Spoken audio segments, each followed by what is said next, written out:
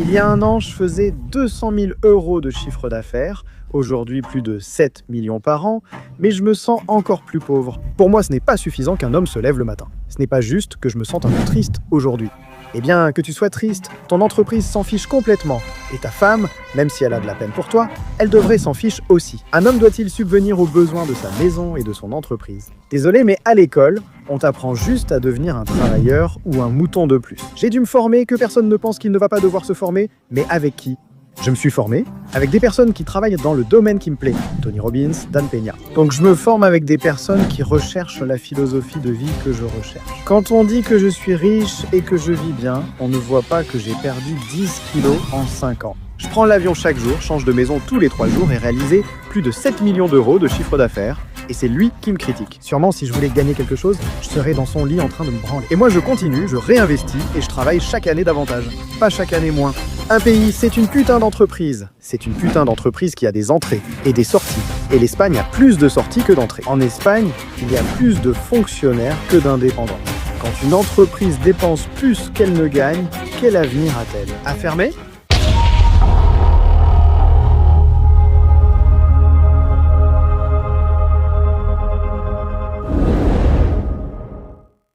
Bonsoir mesdames et messieurs, et bienvenue dans un nouvel épisode de La Factoria. Aujourd'hui, j'ai l'immense plaisir de recevoir un entrepreneur qui a une histoire unique, une personne qui l'année dernière a réalisé un chiffre d'affaires assez considérable.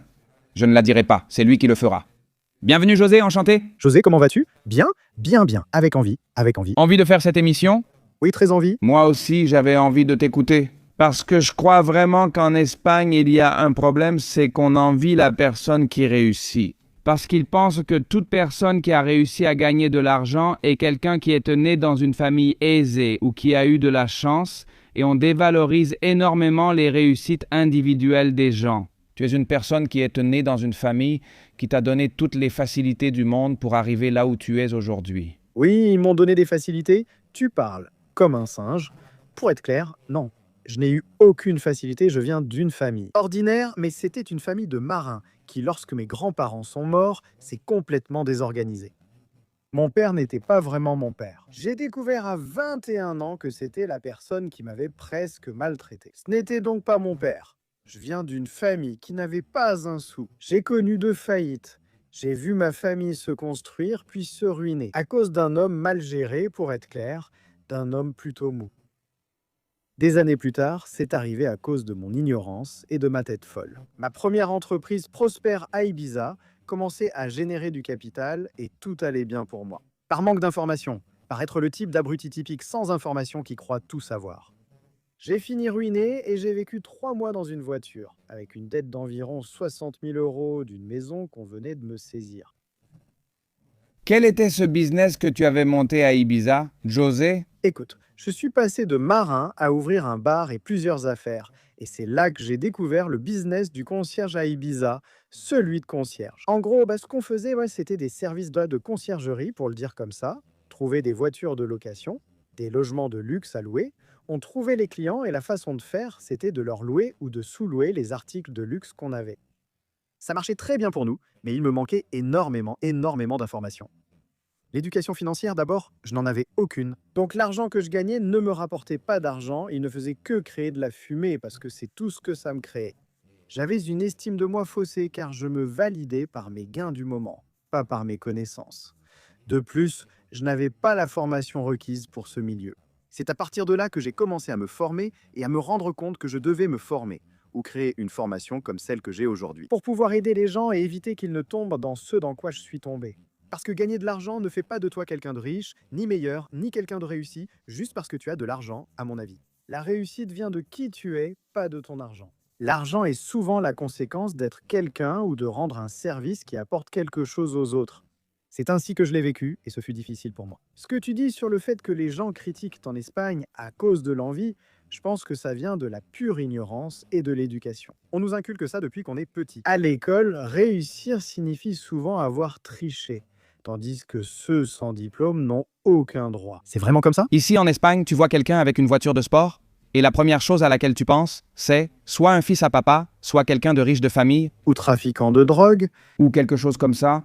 Tu ne penses jamais, mince, Cette personne a peut-être monté une entreprise qui facture 30 millions par mois en Espagne. Nous avons cette mentalité que c'est très compliqué, ou surtout cette mentalité d'envier celui qui réussit des choses.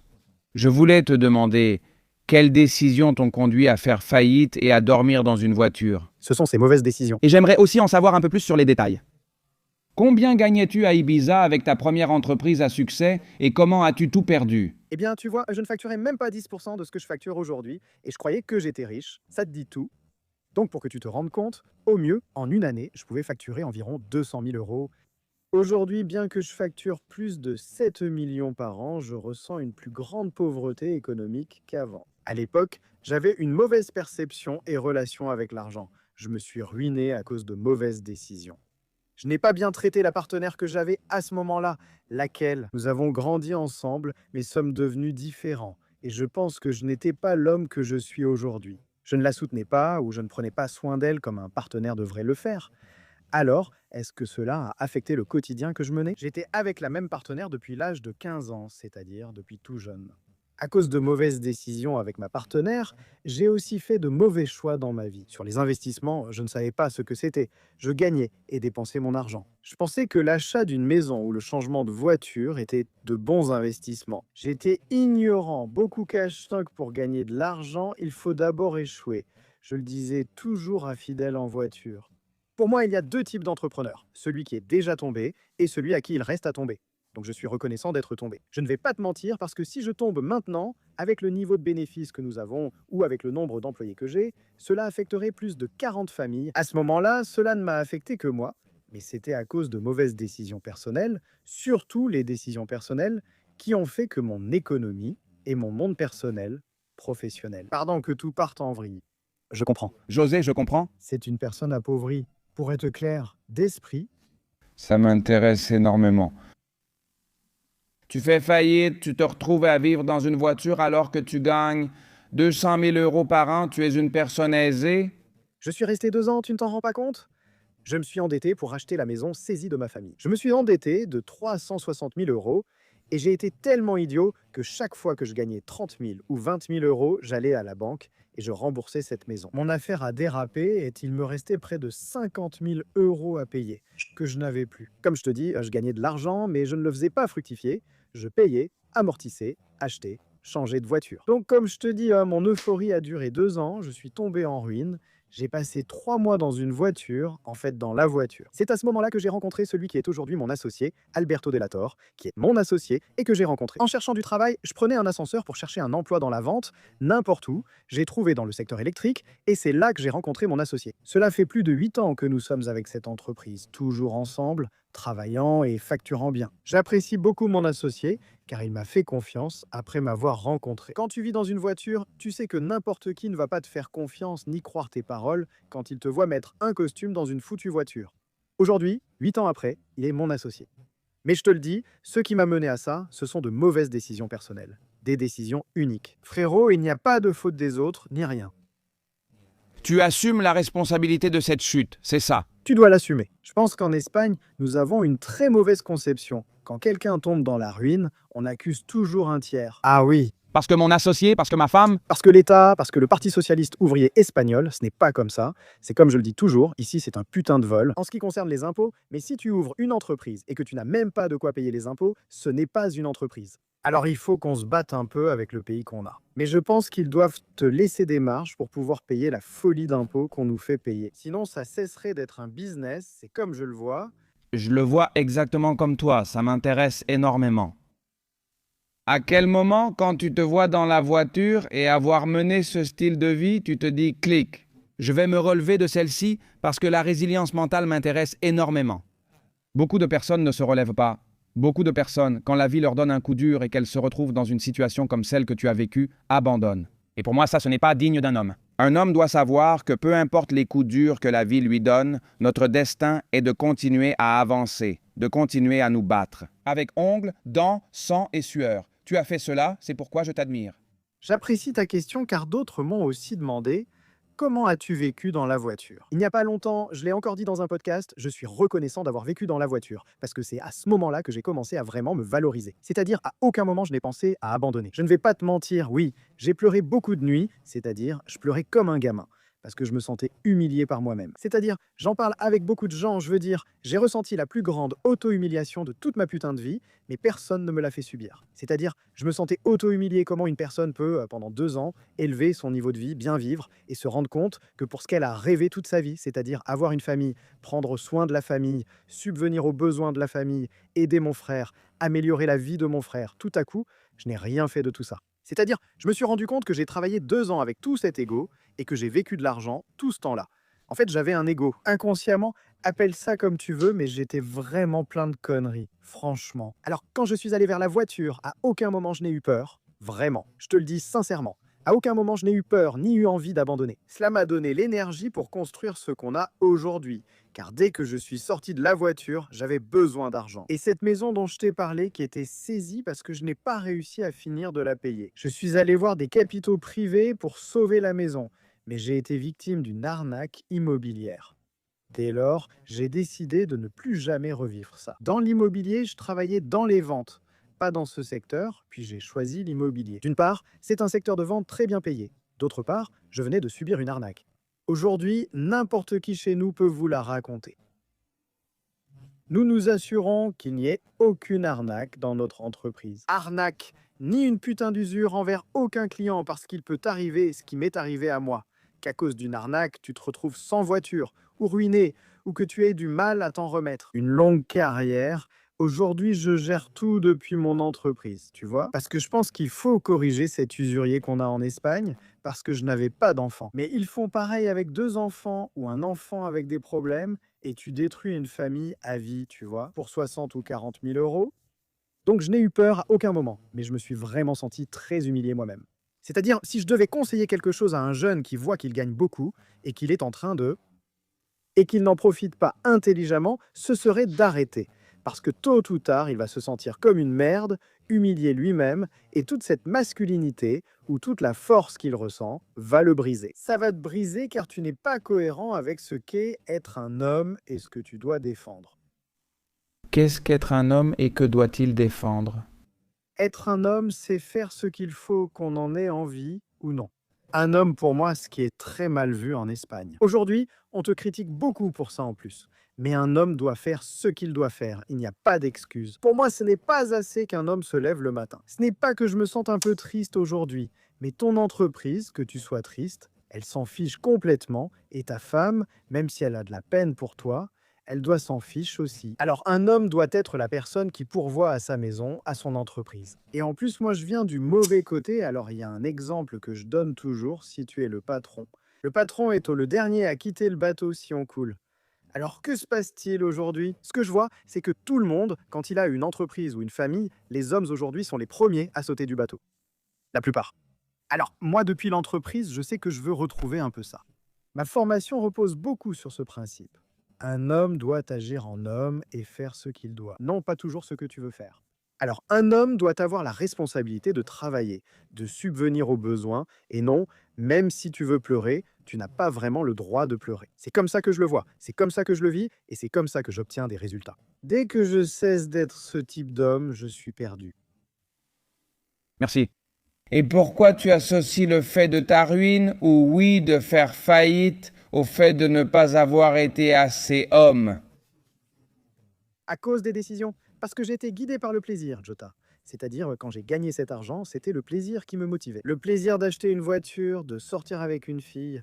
Bref, c'était le plaisir qui me motivait. C'est-à-dire, ce n'était pas... Ou que tu t'es laissé emporter par l'hédonisme? Oui, oui, totalement, un peu, non, totalement, totalement. Je me suis vu à Ibiza, jeune, avec de l'argent, alors je me suis laissé emporter. Et ça, ce n'est pas un homme, c'est, pardon, carrément une tapette.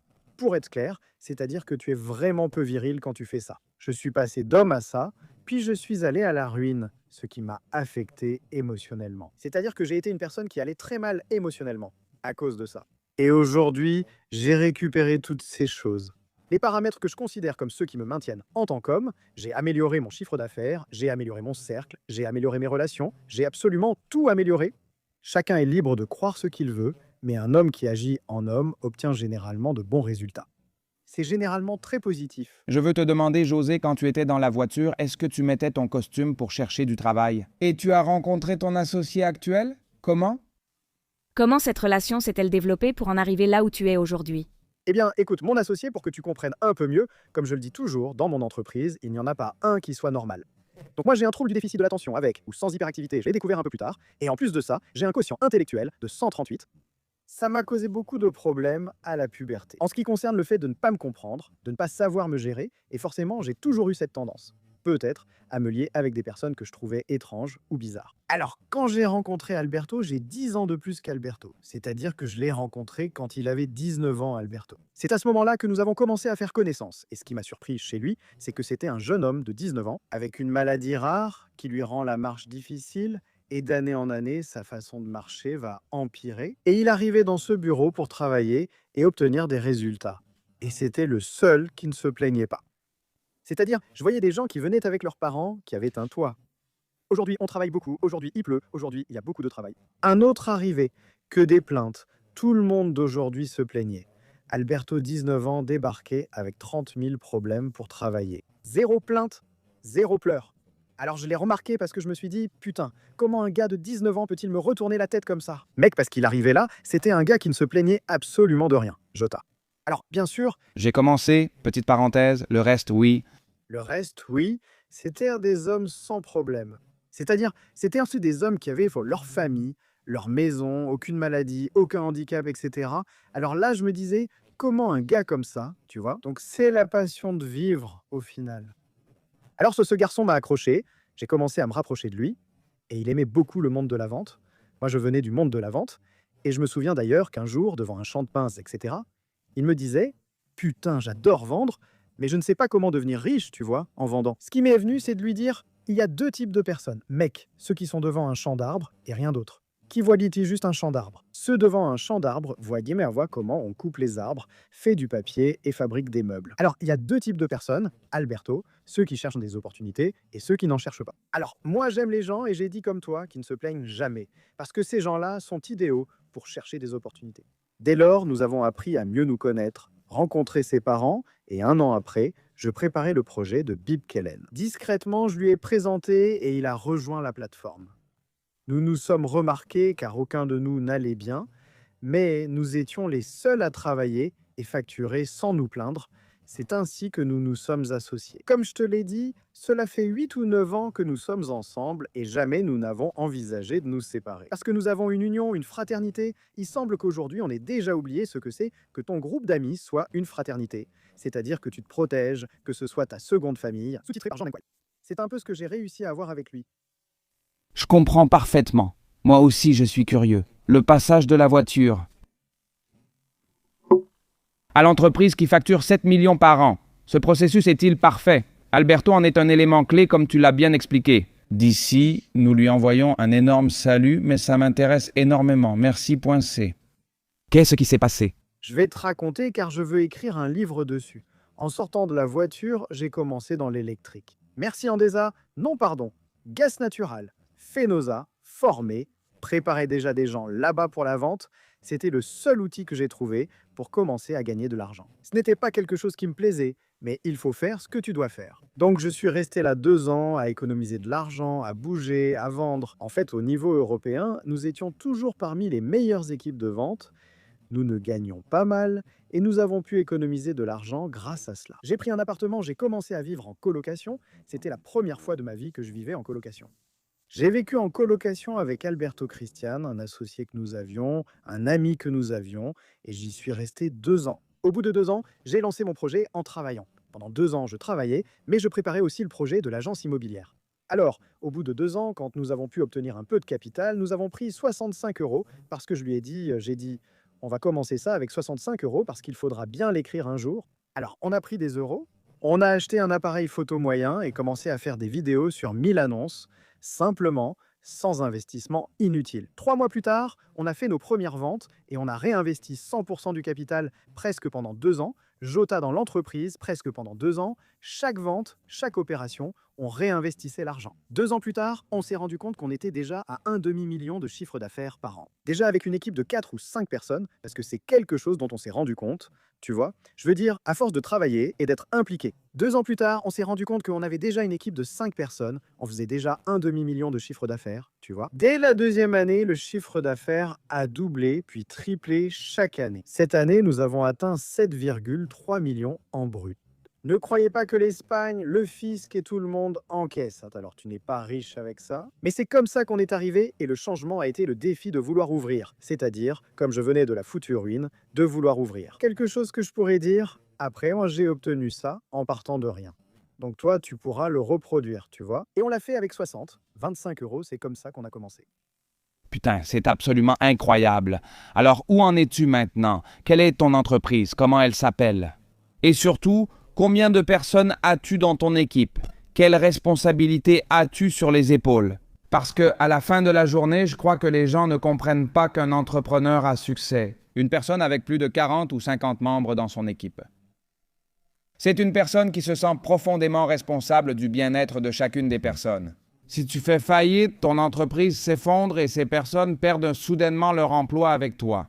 Pour moi, c'est une préoccupation quotidienne. Actuellement, nous comptons 43 employés directs et environ 20 indirects, soit un total d'environ 70 personnes. Ou bien tu es très inconscient, ou alors oui, c'est vrai que quand tu vas te coucher et que peut-être une opération ne s'est pas bien passée ou que tu as fait un investissement qui n'a pas été très réussi. Merde, l'anxiété est-elle grave? Bien sûr, car il y a une quarantaine de familles, beaucoup avec enfants, dont les parents dépendent déjà de leurs revenus, notamment des personnes âgées. Donc, la responsabilité, c'est grande. Mais je te dirais aussi que je ne serais pas capable de vivre sans responsabilité, je ne pourrais pas. En fait, aujourd'hui, chaque fois qu'un projet s'arrête, se termine et que je vois que nous n'augmentons pas les emplois, etc. Ça me travaille déjà l'esprit, tu sais, parce que quelque chose que j'adore aujourd'hui, c'est créer des emplois. Tu sais, si aujourd'hui nous sommes 40, aujourd'hui tu m'as demandé pour Bipkel, une agence immobilière avec une plateforme interne de formation et d'intelligence artificielle. Eh bien, c'est un peu complexe à expliquer, tu sais, mais qu'est-ce qui se passe? Aujourd'hui, nous avons 8 points de vente en Espagne après 6 ans d'activité et négocions 13 nouvelles ouvertures. Nous avons déjà créé le système et vendons des franchises dans toute l'Espagne avec succès. C'est pour cela que nous avons ce sens des responsabilités. Nous devons viser 100, 200, voire 300 employés, pas seulement 40. Mais ce que nous voulons, c'est créer des emplois, créer de la richesse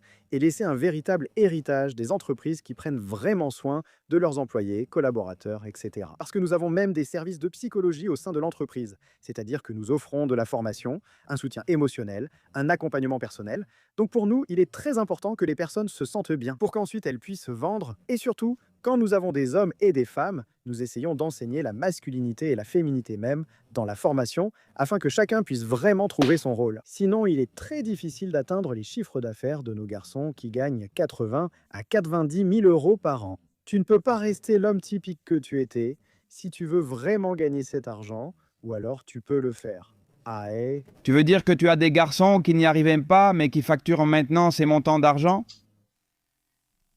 Et pour y arriver, ils ont dû arrêter d'être les hommes qu'ils étaient? Je suis très intéressé par cette petite réflexion que tu as faite. Parce que regarde, c'est très important, et je le répète toujours dans les formations, nous voulons tous un résultat. Cette année, je veux changer de voiture et gagner 1 million d'euros. Je veux une copine belle, attentionnée et avec une grosse poitrine. Et en plus avec une grosse poitrine par-dessus le marché. Bien sûr. Mais toi, jusqu'à aujourd'hui, tu as 26 ans. Jusqu'à aujourd'hui, tu n'as rien eu de tout ça.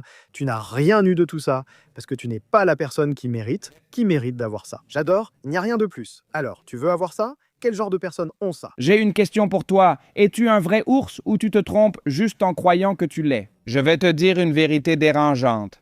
Tu es le reflet de ton entourage.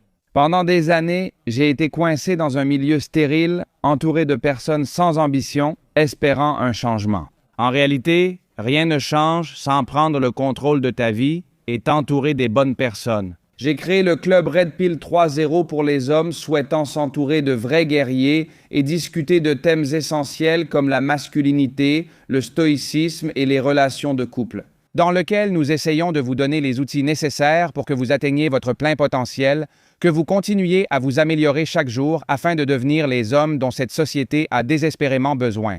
De plus, en rejoignant le club, vous avez accès à une section exclusive où vous pouvez poser des questions aux invités de la Factory et apprendre directement auprès des références du secteur. Pour rejoindre la communauté, le lien est dans le commentaire épinglé. On poursuit avec le podcast Ozo. Tu n'as qu'à simplement reproduire par-dessus. Si tu dois reproduire et qu'on te donne les outils pour que tu puisses l'élaborer, il y a deux options. Soit il te manque 2 neurones et tu ne veux pas l'élaborer, soit tu es très paresseux, soit il faut te découper en morceaux. Sinon, ça n'a pas de sens, mais je pense que si, c'est un peu ça. Tu n'obtiendras pas de résultats différents en faisant toujours la même chose et en restant le même. Redevenir la personne que j'étais il y a 8 ans me mènerait à la ruine. Je ne pourrais pas acheter des rentabilités ni ouvrir plus d'entreprises. Aujourd'hui, j'ai un salon de coiffure, des sociétés de location et d'autres entreprises, ce que je n'aurais pas fait avant. Donc tout cela m'a amené à changer ma façon d'être, c'est-à-dire à changer mon être. Si tu ne changes pas ton être, comment vas-tu changer tes résultats?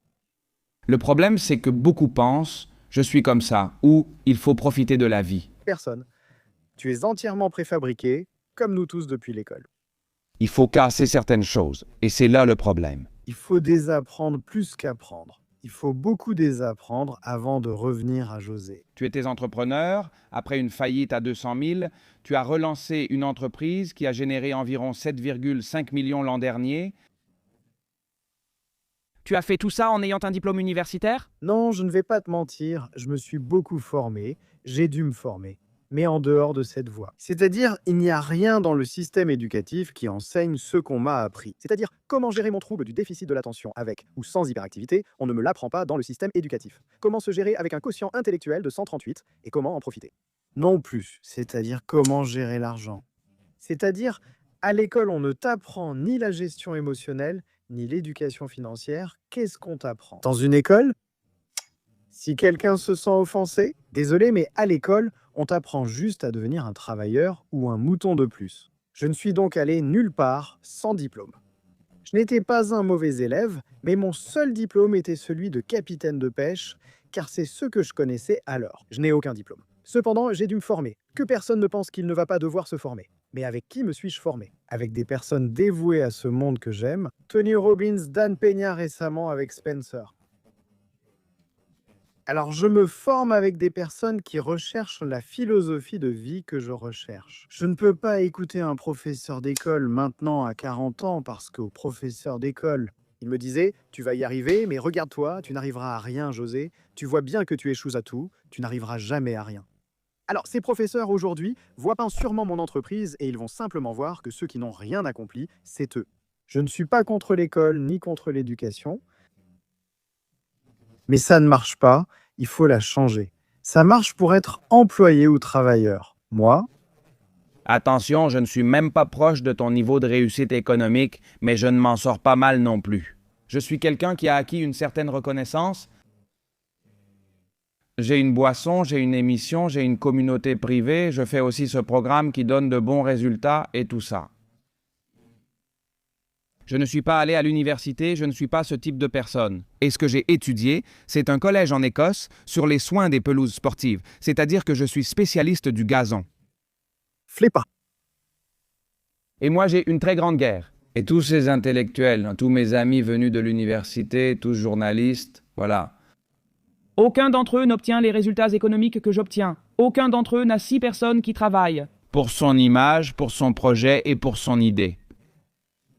Alors, J'ai une vraie guerre avec le système éducatif. Parce qu'on devrait encourager la création, on devrait encourager la production, on devrait encourager l'emploi, mais un emploi qui ne soit pas destiné à rétribuer soit l'État, soit une entreprise en particulier. On devrait encourager les gens à essayer d'atteindre leur plein potentiel dans les institutions éducatives. C'est l'inverse. on t'entrave, on te voile la vue pour t'empêcher de réussir, on te cache ce qu'on pourrait te révéler. Combien de personnes dans le monde consacrées à l'entrepreneuriat ne connais-tu pas? José, l'un n'a pas fini ses études, l'autre non plus, et l'autre je ne sais pas. Combien facture mon collègue Roberto? Et ceux qui la terminent aussi, nous avons des histoires de personnes qui sont avocats. Et qu'est-ce qu'ils te disent? Ils gagnent plus d'argent avec nous sans exercer leur métier qu'avec leur métier. Je lui disais, tu as étudié pour être avocat, pas pour gagner de l'argent en tant qu'avocat. Moi, je monte un cabinet et je t'utilise toi sans avoir de diplôme. Que devrait-on te donner après tes études de droit, par exemple? Comment diable gérer et facturer ou pouvoir vivre du métier d'avocat? Soit tu fais des études de droit et deviens avocat, ensuite débrouille-toi. Non, cela n'existe pas. En Espagne, et je pense dans toute l'Europe, notre éducation est très appauvrie et reste toujours la même. Regarde bien, c'est-à-dire le monde s'est accéléré, les caméras ont changé, nos micros ont changé, nos montres ont changé, tout le monde a changé. Mais quand tu entres dans une salle de classe, Et c'est toujours la même chose. C'est toujours pareil, c'est toujours la même théorie, ils utilisent toujours les mêmes pupitres et la théorie n'a pas changé. En réalité, seule l'histoire change selon la convenance du gouvernement du moment. Le reste de l'éducation me semble très appauvri. Bien sûr, et je ne dis à personne de ne pas étudier, bon sang, bien sûr qu'il faut étudier et devenir cultivé. Mais il faut se réveiller. Il faut se réveiller d'un système éducatif commun et public comme ici en Espagne. Tu ne vas pas t'en sortir à moins d'avoir un feu ardent à l'intérieur. Tu ne vas pas sortir pour gagner de l'argent ou subvenir aux besoins de ta famille. Vraiment, économiquement et en plus de ça. À l'école, on te fait croire que gagner de l'argent est mal. Comme si travailler pour de l'argent était mauvais, alors qu'avant, travailler pour se nourrir l'aurait aussi été. Comme je le dis souvent à de nombreux professeurs. Donc tu veux dire que vouloir générer du capital fait de moi quelqu'un de mauvais ou d'égoïste? Mais si nous étions dans l'Antiquité et que tu cherchais l'argent comme moi, qui serait la nourriture? Ou les buffles que tu voudrais chasser, tu me dirais la même chose ou tu me passerais devant pour chasser le buffle parce que tu as faim? Le problème, c'est que nous vivons dans un monde tellement confortable, surtout en Europe, qu'aujourd'hui, les gens, qu'est-ce qu'ils croient? Eh bien, rien, juste le confort, point final, c'est ce que les gens croient. L'argent, non, non, l'argent, c'est la nourriture du monde moderne. C'est ce que nous avons, c'est la nourriture du monde moderne. Nous continuons avec une chose. Tu as beaucoup parlé de ta formation à ce jour. Je pense qu'il y a beaucoup d'infopreneurs, beaucoup de personnes qui se consacrent à donner des formations qui sont extrêmement bonnes, mais ils sont peu nombreux. Oui, il y en a des bonnes, mais elles sont rares. Et je pense qu'il y a beaucoup de bruit pour rien. Je pense que le marché est saturé de gens qui veulent vendre simplement parce qu'ils ont des abonnés et tout ce qu'ils font, c'est dire « Allez, tu me paies tant d'argent ». Je te partage 3 leçons tirées de Père riche, Père pauvre et les habitudes atomiques. Les habitudes de Clear. Lis ce livre et ceci, je te fais un mélange. Ici, je te donne 3 directs et c'est tout. Et je t'ai facturé 2500 €, putain, sous-titré. Qu'est-ce qui différencie ta formation de celle de ces charlatans? Que sais-je vraiment? Bien sûr, écoute, je ne veux même pas dire en quoi c'est différent, honnêtement, ce que je veux dire. C'est qu'il y a vraiment beaucoup de charlatans. Aujourd'hui, on te vend une formation avec 4 vidéos et PDF.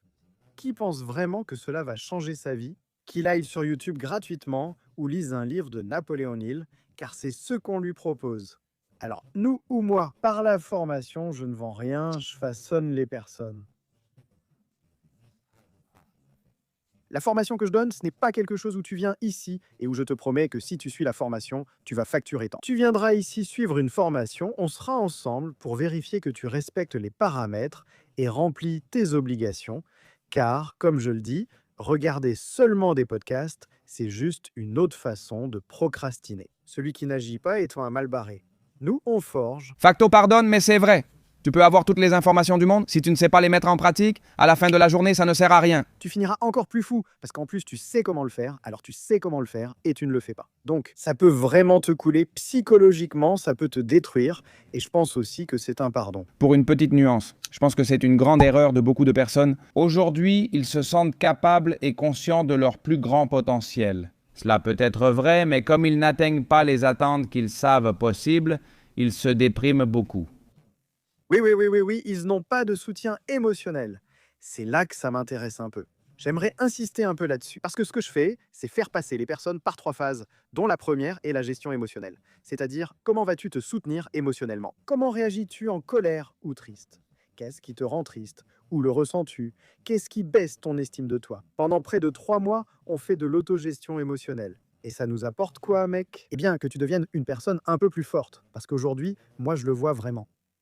Maintenant, c'est dans la vente que le monde de la vente est un monde confortable, que les gens qui travaillent dans la vente ont l'air de construire des immeubles. C'est un monde confortable, tu ne portes pas de briques, tu ne navigues pas pendant 3 mois, tu n'es pas... c'est un monde confortable. Alors, comment peux-tu être dans le monde de la vente en te plaignant? C'est quelque chose que je ne comprends pas. Enfin, qu'est-ce qui te dérange dans le fait de vendre? Celui qui travaille avec José et se plaint dans la rue, Dans la rue, non? Tu auras sûrement une formation plus dure et si tu continues, tu seras exclu. C'est pourquoi je te dis que je n'y crois pas. 2. Si tu suis ma formation, tu vas générer par mois et des conneries. Toi, si tu fais ma formation ou celle de n'importe qui, tu vas générer par mois tes activités et tes actions.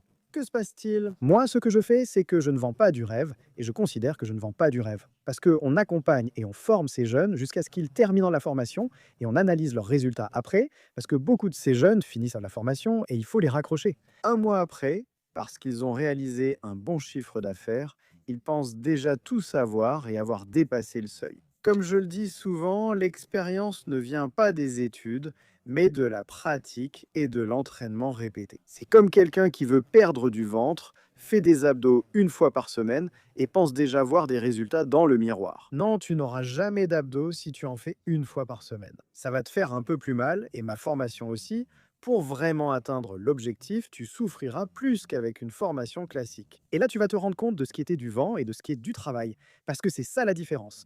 Il y a des choses qui sont du vent et d'autres qui sont du travail. Je comprends parfaitement, et il me semble qu'aujourd'hui j'ai beaucoup aimé la phrase que tu as dite. Que regarder des podcasts et lire, c'est une autre façon de procrastiner si tu n'appliques pas ce que tu lis et écoutes dans ta vie quotidienne. Pour moi, oui, hein? Pour moi, oui, non. Pour toi, non. Pour moi aussi, c'est un fait.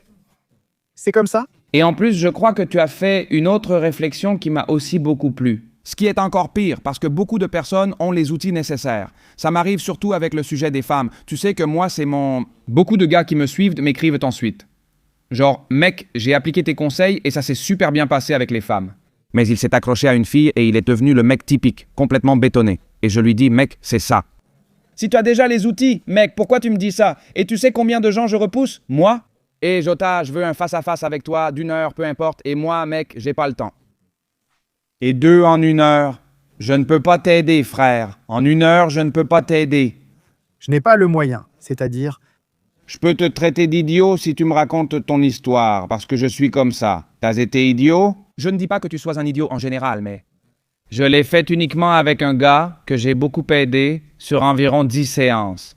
Oui, j'ai pu l'aider, mais avec le temps, la situation... Et je considère que pour que ça me soit un minimum rentable, avec tout ce que j'ai à faire, je devais lui faire payer très cher. Et j'ai dit, je ne peux pas faire ça, je ne peux pas vous aider, bordel. Regardez mes podcasts, j'y donne pratiquement toutes les informations que j'ai. J'ai réalisé que les gens ont surtout besoin de supervision dans l'action, pas d'information.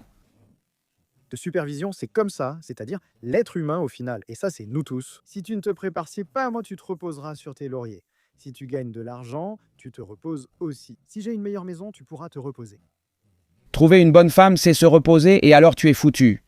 Le voisin viendra prendre ta femme et ton entreprise. Alors, bien sûr, c'est un peu comme ça. Si tu n'es pas très malin dans la vie et que tu te reposes... Je pense que c'est ainsi dans la vie. Ce n'est peut-être pas ton voisin, mais ça peut être le prof de padel, le personnel, des associés ou d'autres personnes. Tiens-tu les choses pour acquises? Je crois que le monde et l'être humain sont en constante construction. Quand tu te mets à l'aise et crois qu'une heure conseillée va changer ta vie, tu te trompes.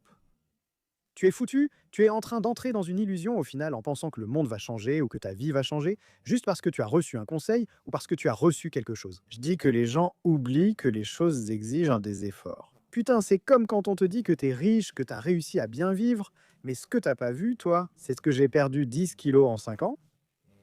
J'ai passé X nuits sans dormir, je voyage, je prends un vol pour rentrer chez moi tous les 3 jours et j'ai encaissé plus de 7 millions d'euros. Celui qui me critique ferait sans doute pareil s'il gagnait autant. Et moi, je continue, je réinvestis et je travaille chaque année davantage, pas chaque année moins. Donc, c'est un peu là où je veux en venir avec le fait qu'une formation vraiment bonne, ou un professeur, ou un outil vraiment bon, s'il t'oblige vraiment à travailler et te supervise, c'est ce dont l'être humain a besoin. L'obligation d'être supervisé. C'est ainsi que tu fonctionneras le mieux et les gens doivent le comprendre, même pour aller à la salle de sport. Comment se fait-il qu'une personne ne soit pas capable d'aller seule à la salle de sport? Je connais très peu de personnes qui y vont seules, parce qu'ils ont besoin d'avoir un motivateur externe, que nous proposons aussi dans la formation. Comment obtenir des motivateurs externes? Il faut donc un motivateur externe. Personne ne remarque qu'il s'engage plus envers l'extérieur qu'envers soi-même. Alors, tu vas vraiment aller à la salle de sport juste parce que ton pote y va, mais tu ne le fais pas pour toi? Alors, c'est là que je me suis rendu compte que dans la formation, on a besoin d'une supervision pour se vérifier, pour atteindre un objectif, qu'il soit économique ou personnel. Je vais te superviser, sinon tu risques de tomber dans le piège humain, se mettre à l'aise. Je crois savoir, mais aussi ne pas savoir. Pour moi, cela me prend beaucoup de temps et nuit à ma santé.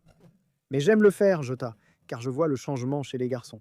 Tu verras des témoignages de garçons arrivés il y a 6 mois, issus de la rue et de milieux difficiles, avec des postures corporelles spécifiques. C'est pour ça que nous enseignons la programmation neurolinguistique, parce que nous essayons que les gens sachent s'appliquer cette programmation neurolinguistique pour qu'ils sachent comment il marche. Ça t'envoie des messages, la façon dont tu gesticules t'envoie des messages, la façon dont tu t'habilles t'envoie des messages, et la façon dont tu parles t'envoie des messages. Alors quand tu sais vraiment appliquer la programmation neurolinguistique, ou que tu l'améliores, ta façon de penser et d'être s'améliore, parce que ton cerveau te voit différemment. Donc nous avons cela très ancré justement à cause de ces choses-là, tu sais. Justement pour ça, pour que tu arrêtes de te voir comme tu te voyais, que tu arrêtes d'agir comme tu agissais, et que tu te rendes compte que tu dois agir et travailler très dur pour arriver très loin. Mec, il n'y a pas d'autre moyen. Oui, la programmation neurolinguistique, je l'applique beaucoup avec moi. Je veux obtenir X. Non, non, non, moi j'y vais. Je vais obtenir X, j'y vais, et il n'y a aucun doute. J'ai un garçon que j'aime, Anton. Va-t-il regarder ce podcast? Il est entré dans l'entreprise il y a 2 ans. C'était un garçon très fragile qui souffrait beaucoup à cause des filles et d'un autre facteur. Un râteau classique? Ce n'était pas comme ça, le garçon était très fragile. Salut, j'espère que tu ne l'es plus. Ce n'est pas un titan. Aujourd'hui, c'en est un et ça fait 2 ans qu'il est avec nous. Il fait du chiffre. La première année, il a facturé 48 000 €.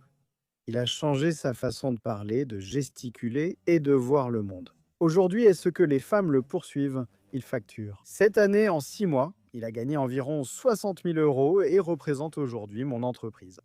Il est chargé de vérifier que les près de 2000 propriétés que nous possédons respectent certains critères de qualité au sein de l'entreprise. Donc, aujourd'hui, il est le soutien de 40 autres hommes et il y a 2 ans, il ne se supportait même pas lui-même. Ça m'est arrivé, à lui aussi et à beaucoup d'autres. C'est pour ça que je dis que des choses comme ce que ce garçon a accompli viennent du fait qu'il a souffert comme un chien. Il a souffert, il a passé des nuits à s'entraîner, des nuits à souffrir, il a eu des conversations très dures et des mentorats très difficiles avec moi, où tu dois lui dire et lui révéler ce qui est vraiment, c'est en train d'être. Et aujourd'hui, c'est ce que j'aime.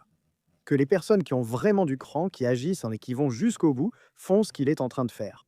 Ils subviennent aux besoins de leur famille. Maintenant, s'ils veulent une femme, ils la prennent en charge, ils l'ont et ils la chérissent. Et ils ont de l'argent, ils ont un salaire, ils ont de l'estime de soi. C'est-à-dire, c'est un gars que même son physique, enfin, tu vois, le physique de ce gars, qui était un peu mou et tout, bah, tu le vois aujourd'hui. Et le gars, franchement, il a même un sacré sex appeal, tu vois. Et tu te dis, respect, mec, un gars de 23 ans, tu vois. Aujourd'hui, tu as aussi soulevé un point très important. Et moi, je considère que pour atteindre un certain niveau, pour arriver à un certain chiffre d'affaires, pour atteindre certains objectifs, la première chose à faire, c'est de te regarder nu dans un miroir.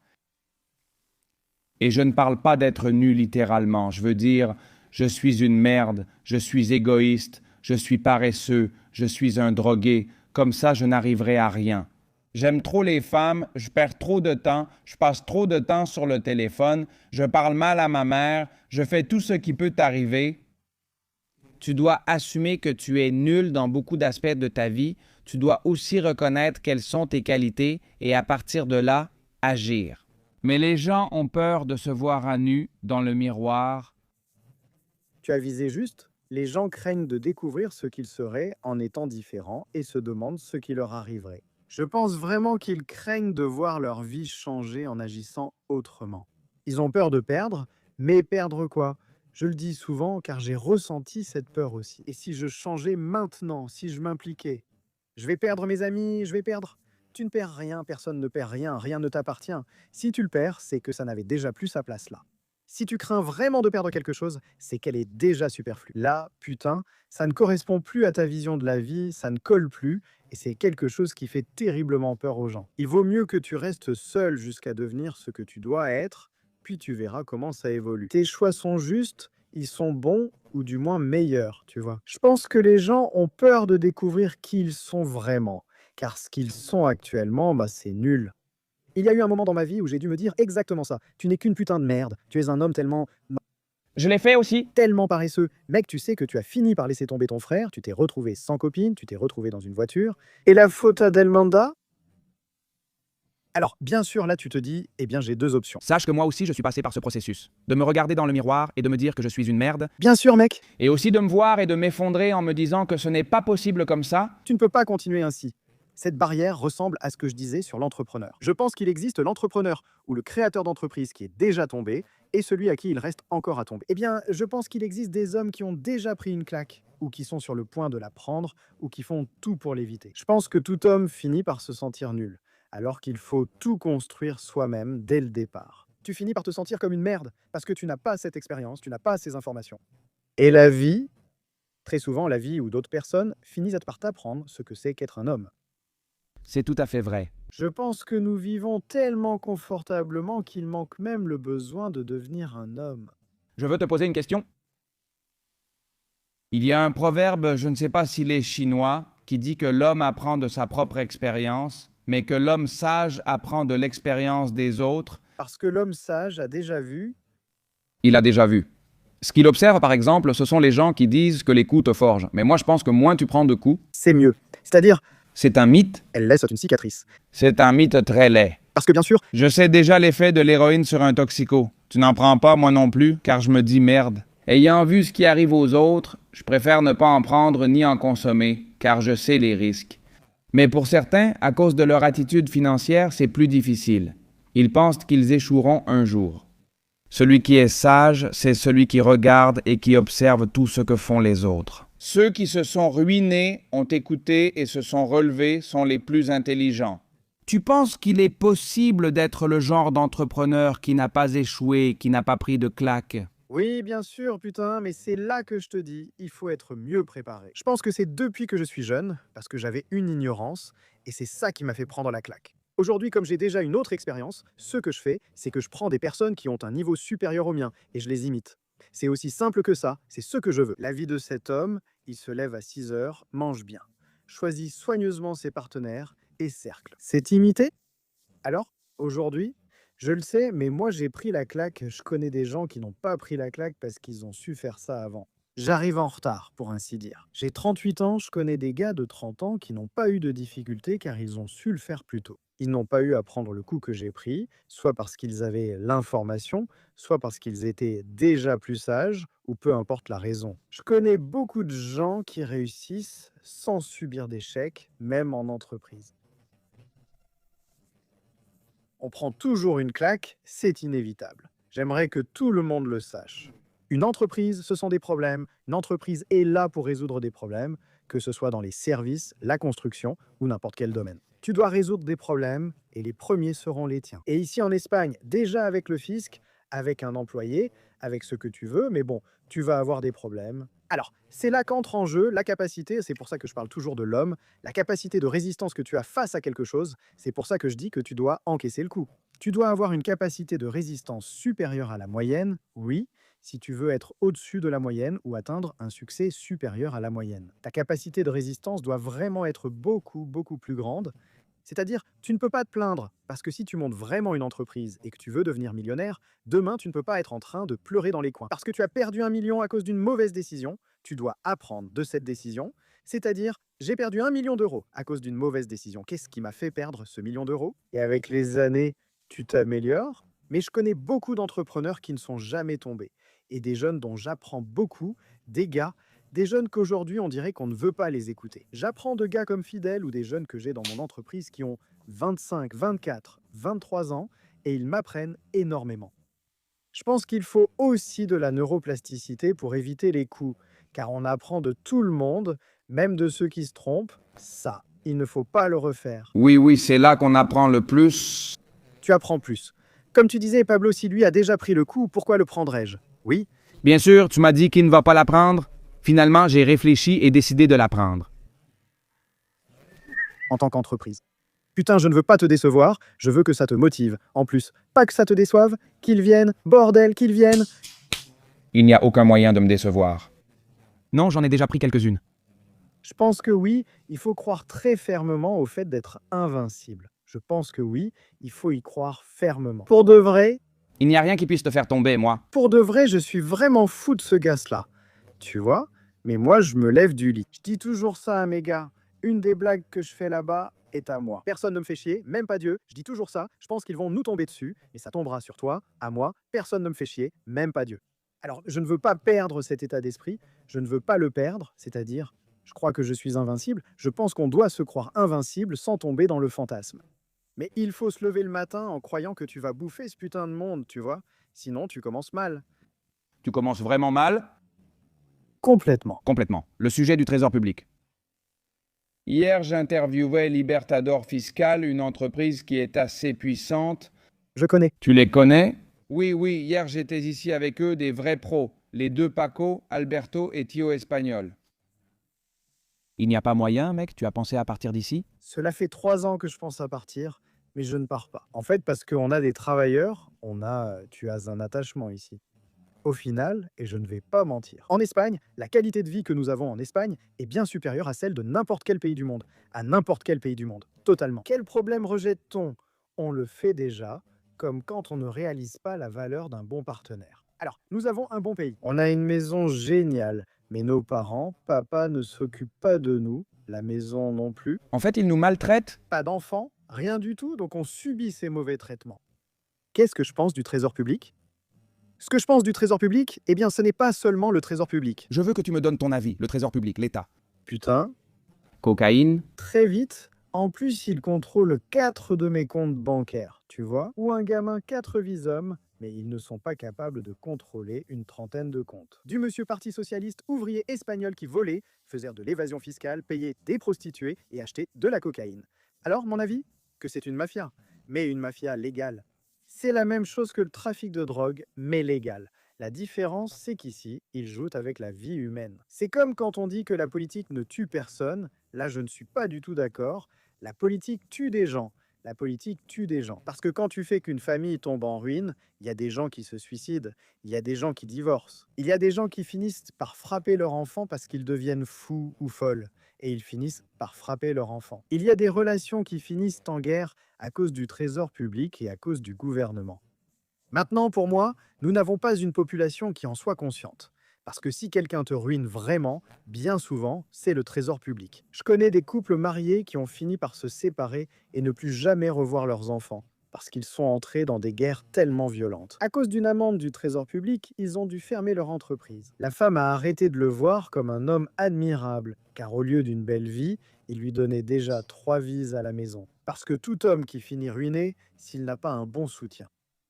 Si tu es plein de testostérone et veux être là, tu changeras d'attitude. Donc, tu es allé à la ruine, tu vas te bouger et tu vas te mettre au travail. Et tu ne vas pas t'occuper de ta famille. Tu ne vas pas t'occuper de ta famille de la même façon. Tu ne vas pas t'occuper de tes amis de la même façon. Alors, combien de personnes le fisc n'a-t-il pas ruiné indirectement? Combien de personnes ne se suicideraient pas à cause des amendes? À cause de paiements qu'ils n'ont jamais pu payer de leur putain de vie? Ou parce qu'on t'emmène dans une maison que tu as déjà payée? Bien sûr, la population ne le voit pas. Nous n'avons ni porte-parole, ni journaliste, ni personne pour le faire voir. Mais moi, je crois qu'un trafiquant de drogue apporte 100 kilos de cocaïne et tue ou accroche 100 gamins. Le gouvernement le fait aussi, le fisc le fait aussi, mais avec des dettes, de la pression, de la peur. Mais ils font la même chose qu'un trafiquant de drogue, c'est-à-dire qu'ils te tiennent par les couilles et qu'ils tiennent ta vie par les couilles. C'est terrible. Récemment, j'ai entendu parler d'une femme entrepreneur. Récemment, j'ai entendu un cas intéressant dans un podcast, mais je ne me souviens plus lequel. Je suis tombé sur un reel sur Instagram pendant que je procrastinais, évidemment en regardant des reels que je n'étais pas censé regarder, et celui-ci était un cas très curieux. Une entreprise qui se consacrait à vendre des couronnes des rois à un grand supermarché, et ils ont fait 5 millions de couronnes des rois? Ils ne travaillaient qu'en hiver. Parce que la couronne des rois, c'est seulement pour offrir à l'épiphanie, bien sûr. Qu'est-ce qui s'est passé? Que plus de la moitié des galettes des rois que le supermarché avait préparées n'ont pas passé le contrôle qualité. Ils avaient un petit défaut et n'ont pas voulu les acheter, donc ils n'ont pas facturé. Évidemment, ils ont tenté de déduire la dépense en disant « Eh, ceux-là », mais ne l'ont pas comptabilisé comme bénéfice. Le fisc a dit « Non. Ces couronnes des rois mages ont aussi été facturées. Tu dois aussi payer. C'est-à-dire que ces couronnes des rois mages doivent aussi payer leur impôt correspondant et l'entreprise de couronnes des rois mages a dû fermer. » L'Espagne, c'est surréaliste. Ils doivent enfin en prendre conscience, quel que soit leur camp. Il est impossible que l'autre côté s'en rende compte. La gauche, ces rouges ne s'en rendront jamais compte. Non, je te l'affirme, mais il faut vraiment qu'on se réveille une bonne fois. Ces systèmes ne sont pas faits pour aider le peuple, ils sont faits pour collecter de l'argent, c'est-à-dire que c'est une putain de mafia de collecte. Vraiment, si ces systèmes étaient faits pour aider le peuple, tu paies l'entreprise ou le travailleur alors qu'ils prétendent aider le travailleur. C'est impossible que les gens y croient, Ken, car il n'y a pas de filtre. Je veux dire, toi ici, parce qu'on te saisit tes comptes pour 100 € et on t'a déjà bloqué tous tes comptes, tu ne peux même plus acheter des couches pour ton enfant. Si tu as tout, par exemple, à la banque, alors à quel point en sommes-nous arrivés qu'un service des impôts avec un produit de remboursement te fasse quand même payer les impôts dessus? Ça devrait être un délit, tu sais. Ont-ils des pratiques mafieuses? Un cabinet d'avocats porte plainte, comme je l'ai mentionné hier, au gars de Libertador Fiscal. Le Trésor fait face à une plainte de plusieurs millions pour pratiques mafieuses. Le pire, c'est ce qu'ils obtiennent. José, que tu envisages de partir? Moi aussi, j'ai envisagé de partir plusieurs fois, vraiment. S'il continue comme ça, tu devras partir. Et s'il continue comme ça avec moi, je partirai parce que je le veux. Il parie pour économiser des impôts et c'est des conneries. Moi, je te paye 30% d'impôts ou 25% ce que tu veux, ce que je ne vais pas te payer. C'est la moitié de mon boulot. En plus de te le payer, tu me traites? C'est criminel. Et en plus, alors que je te paie la moitié de ce que je gagne, tu me mets des amendes, tu me tiens par les couilles, tu es mon patron. Et quand j'ai mon entreprise, c'est le gouvernement.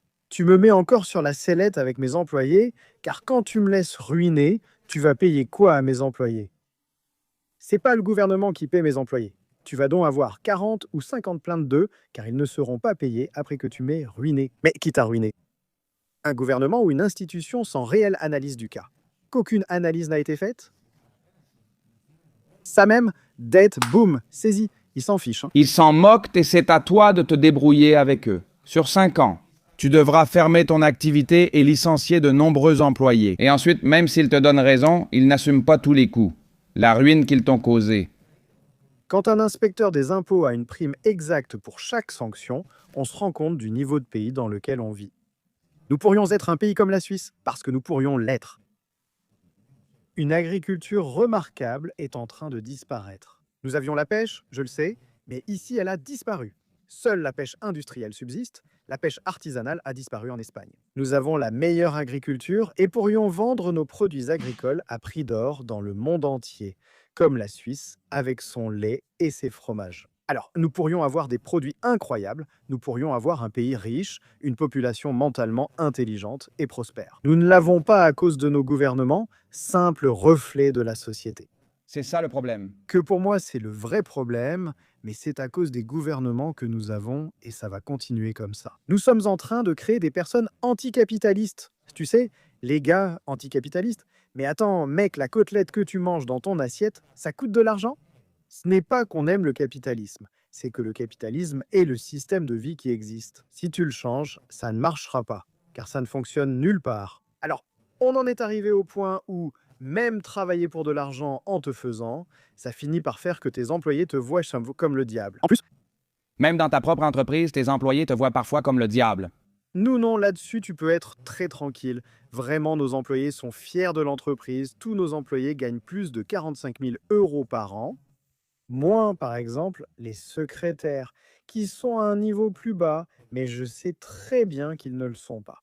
J'ai aussi un salon de coiffure, mais il ne me rapporte rien. Non, les marges ne sont pas comme dans l'immobilier. Mais pourquoi cela ne me rapporte-t-il rien? Eh bien, parce que je fais plus de 2 000 € de salaire et lui, il en perçoit un peu plus de 1 000. Alors, où vont les autres 1 000 pour l'État et où les place-t-il? Pour mon employé, je suis prêt à lui payer les 2 000 € en entier, sans prélèvement, avec plaisir. Il sera heureux de venir travailler chaque mois avec plus de 2 000 €. Sa vie va s'améliorer, il va travailler plus sereinement. Mais on ne paie pas 1 000 et quelques euros, où tu paies ce que tu peux, parce que le fisc prend l'autre moitié. D'un autre côté, et ici les gens, eh bien non, on dirait qu'on ne s'en rend pas compte. Je vois des émissions à la télévision où cela est nié. On montre à la télévision publique que ce n'est pas un mensonge. Les gens touchent 300 €, mais l'employeur paie 2 500. Comme il y a une télévision publique qui dit que c'est plus que moi qui dirige un pays, et cette télévision publique est fermée, elle est fermée. Parce que ça, c'est de la fausse information, c'est un mensonge. Au peuple, déjà. Le problème, c'est qu'aujourd'hui, en contrôlant les médias, ils diffusent principalement de fausses informations. Comme ils disent, Et ils appellent la véritable information un mensonge. Alors les gens sont confus, mais c'est parce qu'il n'y a pas de démocratisation de la véritable information et nous avons un très gros problème. si, il y en a un. Pour moi, l'exemple que je donne toujours, c'est que le politicien est le trafiquant de drogue et le journaliste est le dealer. Qui bosse pour le trafiquant de drogue? Waouh, quelle déclaration! C'est comme ça que je le vois. Je le vois ainsi car ils agissent ainsi. Tu peux le croire. Tu vois, aujourd'hui, ils mettent des gens à la télévision et dans la presse juste parce qu'ils sont entrepreneurs. Juste pour dire ce qu'ils ont gagné. Il y a peu, ils ont montré à Colcolin, je crois que c'était Fernando. Ils viennent de le montrer à la télévision, un gars qui travaille, je ne sais pas, enfin, ils viennent de le montrer en le ridiculisant presque. Est-ce qu'il est vraiment nécessaire d'humilier l'entrepreneur? C'est nécessaire. À Pedro Tenerife aussi, ils l'ont détruit. Quel pays? Quel pays fait ça, mec? Depuis la presse? Un pays de rouge puant et pouilleux, Un pays qui ne va pas prospérer. un pays qui va sombrer. Je propose une solution, José. Dis-moi si tu la soutiens. Donne. Je suis prêt à quitter Madrid. Que les personnes de gauche qui veulent dépouiller, qui veulent leur socialisme, qui veulent des syndicats, qui veulent avoir des conventions, qui veulent être constamment sous des régulations et des obstacles, le fisc impose des taxes abusives et nous prend la partie la plus prospère. Laissez-leur Madrid, Barcelone, Valence, l'Espagne. Ça ne va pas durer longtemps. Qu'ils gardent tout et qu'ils nous laissent l'Espagne rurale à nous, les entrepreneurs, mais qu'ils nous laissent appliquer nos propres règles, nos propres lois. Et on verra dans 40 ans qui a prospéré et qui est parti en vrille. Je propose cette expérience. Je suis triste pour Madrid, car cela va disparaître si on ne fait rien. Mais je signe car je le sais. Je fais cela au détriment de ma ville, mais ce n'est qu'une hypothèse. Cela n'arrivera pas, mais je suis tellement convaincu qu'ils vont aller droit à la merde. C'est comme la répartition de l'argent. Putain, cette connerie habituelle où il faut qu'on partage les bénéfices, mais enfin, voyons. Il faut être vraiment idiot pour ignorer que répartir la richesse mondiale également dès la première seconde, On est tous pauvres? et très vite, on n'aura plus tous la même chose. Celui-là est vicieux et dépense déjà tout. Celui-là l'a réinvesti et a déjà le double. L'autre l'a économisé mais n'en aura plus. Un autre l'a donné car il parle trop. Qui a dit cette phrase? José, c'est bon, il n'y a pas d'égalité. Il y a de l'équité. Tu fais, tu gagnes. Tu fais, tu mérites. Il n'y a rien de plus. Une phrase célèbre d'un économiste dit que si la richesse mondiale était partagée également, au bout d'un an, ceux qui étaient les plus riches le redeviendraient. Je pense que ça arriverait en 10-15 secondes. Voyons. C'est sans doute trop rapide, mais après un an, tout redeviendrait comme avant. Eh bien, je t'assure, je te parie même que je pense que ce serait 15 secondes. Si seulement on pouvait le faire, Il y aurait déjà un mécontentement. Et tu sais pourquoi? Parce qu'aujourd'hui, tout le monde a un téléphone portable à la main. Franchement, les jeunes et hommes en Espagne, si on leur donne 100 000 euros sur leur compte, au bout de 15 secondes, ils ont déjà fait des paris sportifs. Ils sont déjà allés sur OnlyFans. C'est-à-dire que tu as déjà perdu la moitié de l'argent que tu avais, et l'autre moitié, et l'autre en a le double parce qu'il fait déjà de l'argent avec son argent, il ne l'a pas dépensé comme toi. Alors c'est impossible, ce sera toujours impossible d'avoir la même chose dans le monde. Je ne comprends pas comment les gens continuent à croire en cette méthode. Je ne le comprends pas. Parfois, ça me fait rire intérieurement parce que c'est comme pourquoi discuter de quelque chose dont tu ne te rends même pas compte? j'ai adoré cette réflexion, très vrai. C'est la réalité. José, as-tu des contrats à durée indéterminée avec tes employés? Moi, ça me terrifie. À l'heure actuelle, oui, je ne peux pas te dire le contraire. En fait, c'est quelque chose dont je suis vraiment fier. J'ai 43 personnes et j'ai une équipe parce que nous avons réussi à obtenir ça. Aussi, je pense, grâce à la formation, nous avons une formation qui, enfin... La formation est obligatoire pour travailler dans ton entreprise. Oui, sans la formation, tu ne peux pas travailler là-bas. Elle est obligatoire, il faut la suivre, sinon tu n'y entres pas. Nous ne voulons pas de personnes qui ne participent pas à la formation. C'est pour cela que nous donnons. Comment améliorer, économiser et gérer ton argent? Comment ne pas être un gauchiste? Ça, tout le monde le comprend déjà très bien. Tu sais ce qu'il se passe? Je n'aime pas trop ça. Ça semble être une méthode extrêmement efficace pour filtrer le parasite typique qui veut profiter. Il veut juste un contrat à durée indéterminée pour prendre un arrêt maladie-dépression. Maintenant, soit je ne travaille pas, soit je veux être licencié après 5 ans pour toucher une indemnité suffisante pour vivre 3 ans, puis profiter du chômage. Ça me fait peur. J'ai une chance avec ça, ou de la chance ou pas, c'est ton système. Parce que si tu passes, tu filtres, tu les connais, tu es avec eux, tu les formes, tu sais déjà qui ils sont. Beaucoup ont suivi ta formation sans remplir les conditions requises. Peu partent, mais certains arrivent en formation et doivent repartir, car ils ne tiendront pas. C'est plutôt, on verra, tu vas avoir. Tu veux 100 000 euros par an, alors pour toi, les dimanches libres n'existent plus. Le style de vie d'une personne gagnant, 100 000 euros par an, diffère de celui de quelqu'un à 200 000 euros, non. Je vais regarder le match samedi et dimanche, puis me promener sur la plage mardi. Donc ce n'est pas un autre style de vie. Alors la formation va vraiment dans ce sens, tu sais, elle est vraiment axée là-dessus. Sinon, qu'est-ce que tu fais ici? Qu'est-ce que tu fais ici en venant? Pour 1 200 euros, je ne te veux pas, ni ceux qui demandent cette somme. Je comprends qu'il y ait des gens qui ne puissent pas travailler plus à cause de leur situation de vie. Maintenant, tu as des jambes, tu as des mains, tu as des outils pour... Tu t'installes pour 1 200 euros, mais c'est une autre entreprise, pas la tienne. La formation, on l'a déjà pas vraiment comme un filtre, mais en quelque sorte, tu vois. Ce n'est pas un filtre, enfin si, c'en est un pour vérifier s'il peut vraiment suivre la formation. On te fait confiance, tu sais.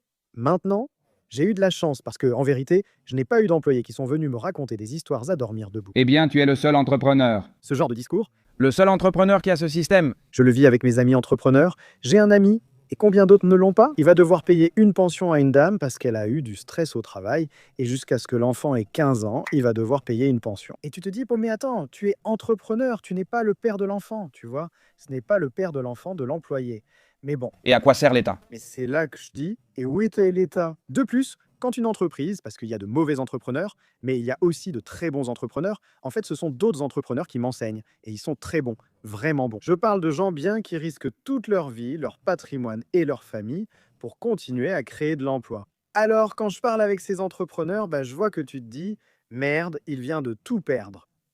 Un employé travaille depuis 10 ans, il est tombé sur un employé qui lui a causé des problèmes. Et il n'y a pas, c'est ce que je dis toujours, il n'y a jamais d'enquête. Le fisc est intervenu suite à un problème. Quelqu'un va-t-il agir? Pourquoi cela est-il arrivé? Et comment résoudre cela en Espagne? Pas en Espagne? Un vrai boom! Amende fermée, dehors! Accroche-toi, dans 5 ans, on sera au tribunal. On se rend compte qu'à cause d'un employé, on ferme une entreprise. Raconte-moi ça. Cas de cet employé? Et 10 autres à la porte. Raconte-moi ce cas de l'employé. Ça m'intéresse, hein. Il était employé. C'est un ami à moi, il possède une chaîne de centres de beauté. Et ils ont embauché pour rendre service. Ils ont aussi embauché une secrétaire, mais j'ignore ses problèmes de santé. Elle a tout reproché à l'entreprise, son traitement, le stress, et a même porté l'affaire en justice. L'enfant en subit les conséquences. Je crois que 9 ans, ça suffit. Et bien maintenant, l'employeur, c'est-à-dire mon collègue, doit lui verser une pension mensuelle jusqu'à ce que l'enfant ait 15 ans. Cette femme, je ne me souviens plus exactement du montant, je crois que c'est 600 et quelques euros. Je ne veux pas te mentir non plus. Je ne veux pas donner de chiffres sans être sûr, mais je ne sais pas si c'est 625 euros. Tu te demandes pourquoi quelqu'un qui n'est pas le père devrait verser une pension à une femme à vie. Presque jusqu'à ce que l'enfant ait 15 ans? À quoi sert le gouvernement, bordel? Pourquoi donner la moitié de nos revenus? Faut-il aider cette femme ou cet enfant parce qu'elle est sans emploi? Papa, ce n'est pas le gouvernement, c'est toi que je paie à moitié, je te donne la moitié de mon salaire. Et 30 000 entrepreneurs supplémentaires, car quand il faut aider, tu déranges aussi l'entrepreneur. Mais pourquoi a-t-on conclu que l'entrepreneur devait payer cette pension? Ça a été au tribunal, hein, je ne peux pas trop t'expliquer le jugement. Ils sont allés au tribunal et ils ont dû payer. Parce que l'affection de la maladie a été attribuée à son travail. C'est-à-dire le problème d'anxiété, de nervosité et de dépression qu'elle a. Toute la faute a été mise sur l'entreprise, donc elle était responsable de la maladie de cette femme. J'étais sidéré, mais je l'ai vu, sinon j'aurais eu du mal à le croire. Je le vis parce que je le vois. Comment cette pension doit-elle être versée? C'est brutal, un pays ne peut pas être ainsi. J'ai peur d'embaucher quelqu'un. Et je comprends, mais ça ne devrait pas arriver. Quand j'ai commencé à travailler, tu embauchais les gens avec beaucoup de joie. À 16 ans, j'ai créé ma première entreprise sur un bateau. À 19 ans, j'ai ouvert un bar. J'ai toujours aimé les affaires et embaucher était un plaisir. Tu voulais embaucher, mais aujourd'hui, tu as 4 employés. Tu dis au revoir. Tu dois être ici avec la trouille. Putain, la trouille. C'est-à-dire, je vais payer le gouvernement. Moi, je flippe et je ne fais pas partie de ceux qu'il faut virer. Les droits des travailleurs doivent exister, mais ils doivent rester équitables.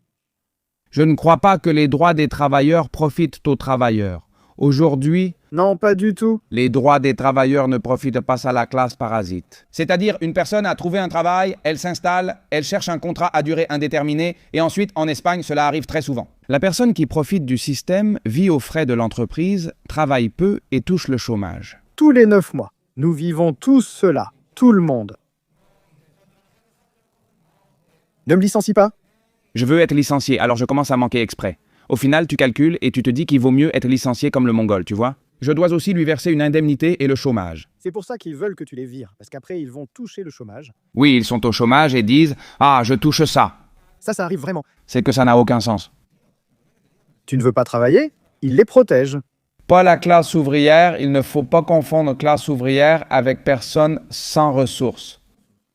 Le travailleur est un travailleur. Toi non, tu travailles plus que quiconque. Moi non plus, je ne suis pas un travailleur. Je ne peux pas travailler 8 heures. C'est là que les gens doivent s'en rendre compte. C'est-à-dire, un entrepreneur travaille 8 heures, non? À midi, 14 heures. Je t'ai déjà dit, aujourd'hui je suis venu en n'ayant dormi que 3 heures. Après, je te montre, José, tu sais combien d'heures je passe au téléphone à répondre? C'est de la folie. C'est fou et j'ai un certain niveau. Je n'appelle pas ça du stress parce que je n'aime pas ça. C'est comme une sorte de plainte et moi, tu vois, je n'aime pas me plaindre. Mais mec, j'ai la tête complètement en vrac. La première chose qu'on va te dire, c'est, n'en veux pas autant. C'est la première chose qu'on va te dire ici en Espagne. N'en veux pas autant? Ah, bien sûr, n'en veux pas autant. Mais tout ce qu'il y a vient de personnes comme toi qui travaillent comme des chiens. Des heures et des heures et des heures pour pouvoir payer ses impôts, grâce auxquels d'autres personnes peuvent ne pas travailler, surtout les gens sans ressources, parce que ces gens-là, il faut vraiment s'en occuper, ils vivent des impôts que nous payons. Si on ne contrôle pas cela, tôt ou tard, ça s'arrêtera comme une entreprise avec plus de pertes que de revenus. Il faut aider financièrement les personnes démunies. Ce que je cherche, c'est un État ou un système qui aide à ce qu'il y ait le moins de personnes sans ressources possible. Ce ne sont pas des parasites comme ces gouvernants très bien payés. Pourquoi ne pas exiger que toute personne demandant de l'aide travaille dans une entreprise publique de nettoyage? Tu veux une pension? Tu veux une subvention? Tu veux une aide? D'accord? Il existe des cas concrets où, pour les personnes handicapées, c'est idéal, d'où l'existence des impôts. Je ne nie pas qu'il en faille, mais pour moi, l'État-providence est la plus grande escroquerie qui existe. Oui, c'est le cas. C'est une escroquerie. Oui, ça l'est. Quel bien-être? C'est-à-dire, Tu m'exploites, moi, pour? et on ne vit pas? Quelqu'un réalise qu'en Espagne, la qualité de vie a baissé? Tous ces gens qui disent et protestent, tu ne vis pas aussi bien, tu n'arrives pas à la fin du mois, tu as besoin d'une pension, tu as besoin. Je veux dire, change cette putain de mentalité. Tu crois justement la voie qui t'emmène à la ruine, tu sais. Mon Dieu, réveille-toi enfin. Aujourd'hui, dire quelque chose suffit pour être traité de facho, de droitiste ou d'extrémiste. Hein? On ne peut rien dire, franchement, on ne peut rien dire. Le point pour moi, c'est que, et c'est aussi une réflexion que j'ai eue pendant longtemps, c'est aussi le fait que tu aies tout gratuitement. Des services comme la santé, l'éducation et tout ça, ça décourage la création, ça décourage complètement aussi le fait même de naître. Et quand tu dépasses un certain âge? Mettons un âge raisonnable pour que les gens aient déjà fini l'université et tout ça. Et que tu puisses ne plus produire et profiter de toute ta vie. Avec certains services assurés qui ne sont pas gratuits, parce que tu les paies. Parce qu'ils ne sont pas gratuits. Parce que quelqu'un les paie, ça décourage beaucoup le fait de se dire « Mec, non, je dois être quelqu'un d'utile. Je ne peux pas rester chez mes parents jusqu'à 35 ans à ne rien faire et manger des Cheetos. » En revanche, l'État-providence encourage à penser que ce n'est pas grave, parce que si j'ai besoin, eh bien j'ai de la nourriture chez ma mère. Si j'ai une maladie grave, eh bien c'est la sécurité sociale qui paie, alors que je n'ai rien payé, que je n'ai pas contribué. C'est-à-dire, non. Je ne juge même pas que la santé soit publique. Ce que je juge, c'est que tout le monde y ait accès sans avoir contribué, même un minimum. Il doit y avoir une incitation pour que les gens produisent. Il doit y avoir une incitation pour que les gens travaillent. Ce qui ne peut pas arriver, c'est qu'on incite les gens. Récemment, j'ai entendu un garçon nommé Josélus que je ne suivais pas. Mais il fait une réflexion brutale. Un type qui ne travaille pas, qui se lève tous les jours à midi parce qu'il appartient à un certain groupe minoritaire. Il reçoit une pension de 900 balles par mois. Bien qu'il ait 2 mains et 2 jambes et qu'une personne montant des échafaudages depuis 5 heures gagne moins, il reçoit à peu près autant. Comment tu m'expliques ça, bordel? Et en plus, si cette personne fait des heures supplémentaires, elle dépasse le seuil de l'impôt sur le revenu.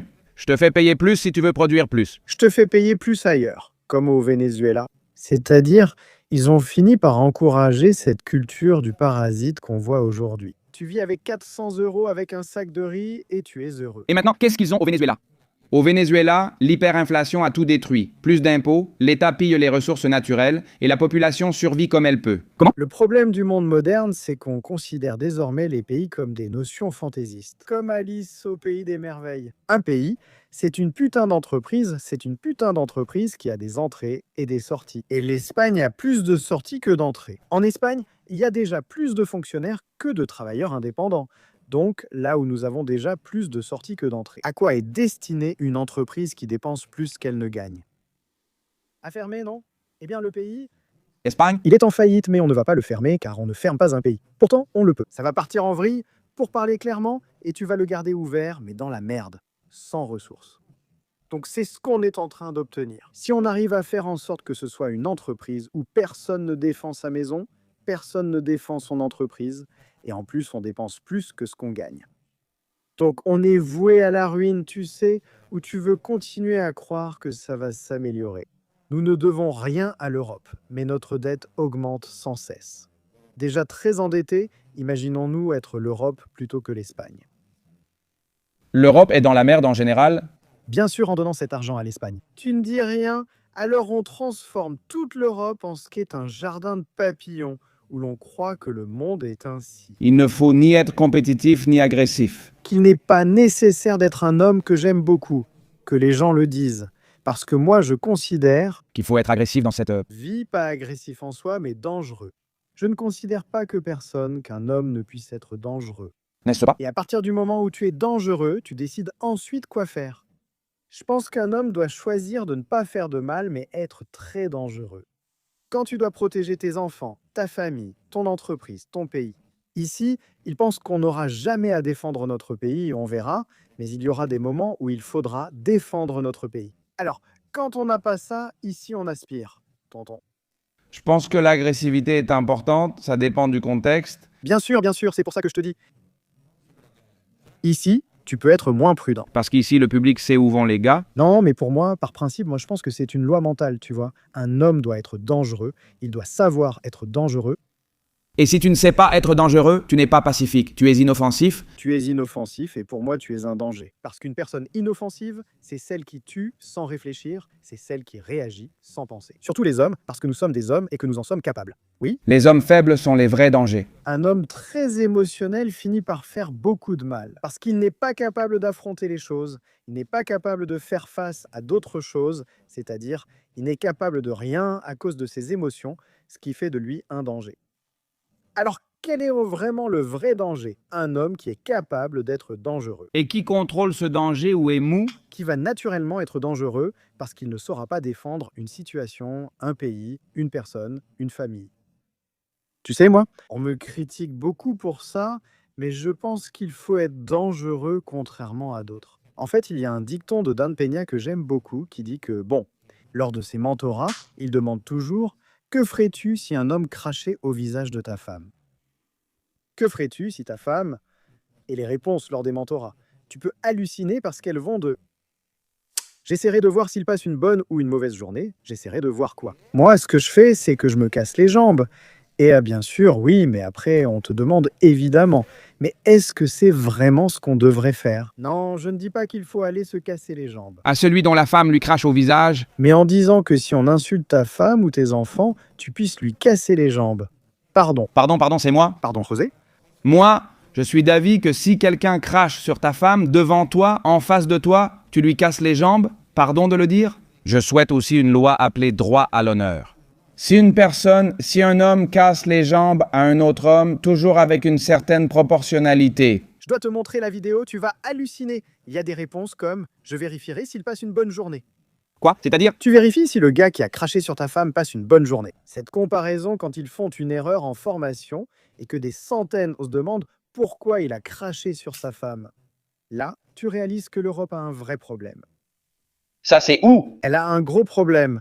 La France, c'était Dan Peña, il l'a fait en Espagne. Le mentorat ici en Espagne, le mal ibérique est devenu ça, c'était Peña. C'est comme ça. Messieurs, ne soyez pas les gens qui ont répondu ça à Dan Peña. Parce que je pense que les femmes, en plus, considèrent cet homme comme extrêmement faible, extrêmement...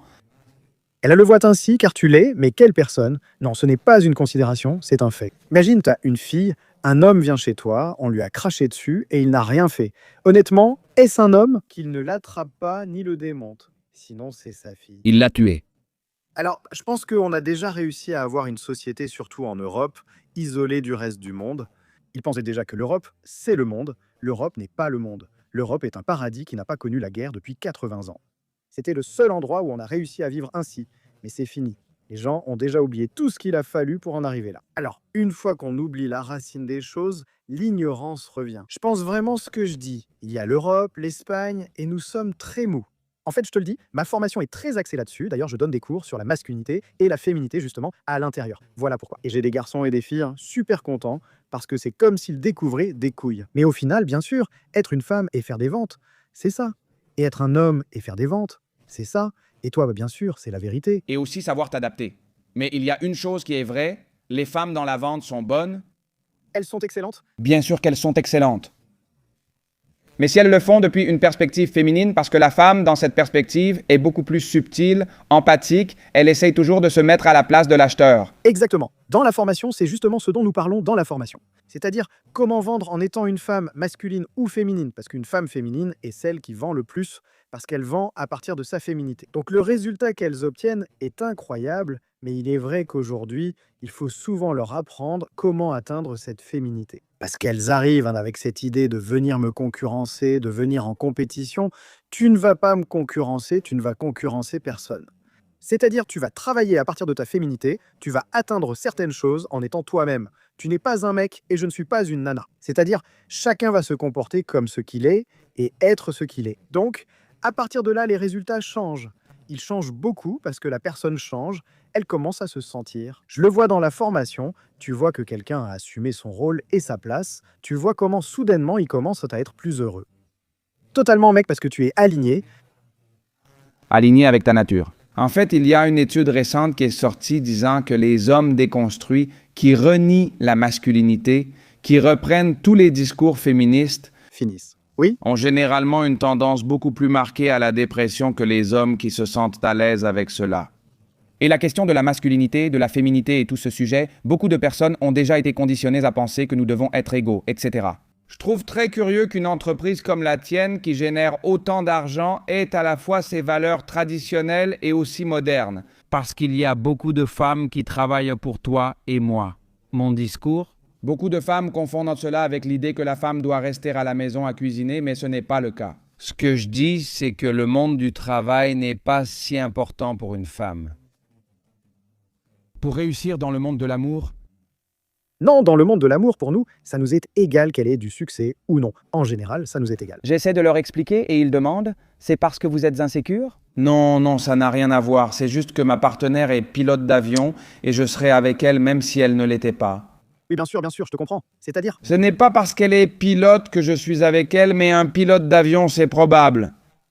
Tu n'aurais peut-être pas autant de succès avec les femmes si, au lieu d'être pilote d'avion, tu travaillais dans un fast-food. Par contre, avec les femmes, ce n'est pas pareil. bien sûr, c'est comme ça, mais pour nous, ça ne change rien au final, qu'il en ait ou pas. Maintenant, il y a aussi des gens qui disent que, tu sais, peut-être qu'on ne les voit pas pareil. Mais c'est faux, tu vois. Au final, chacun a un rôle. C'est un personnage, mais pour nous, ça ne change rien. Le succès d'une femme ne nous attire pas, mais ils ignorent aussi que pour nous, être avec une femme qui réussit, c'est aussi bien. Parce que je veux dire qu'ils disent que c'est de l'insécurité. Non, ce n'est pas de l'insécurité. Pour nous, c'est bien d'être avec une femme qui a du succès, mais pas parce que ça nous importe qu'elle ait du succès. Nous savons que ça ne dépend pas de nous. Tu sais que quelqu'un n'est pas avec toi par dépendance économique. Alors c'est précieux de savoir que quelqu'un n'est pas avec toi par dépendance économique. Si elles croient nous séduire grâce à leur poste ou autre, ça ne marche pas du tout, c'est là que ça bloque. Et nous apportons de la masculinité, de la féminité au sein de l'entreprise. Parce que nous voyons que les personnes, lorsqu'elles sont alignées et en accord avec ce qu'elles sont.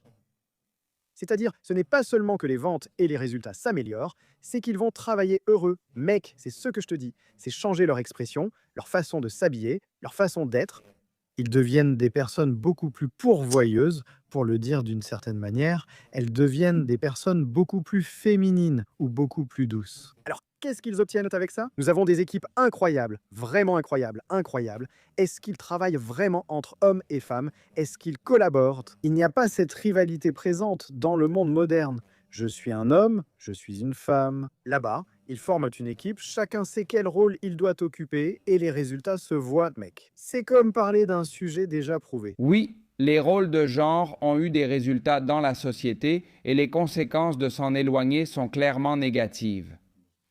C'est important, José. Pour finir, nous avons convenu que tu allais donner une petite conférence en direct un dimanche aux membres de ma communauté. C'est vrai.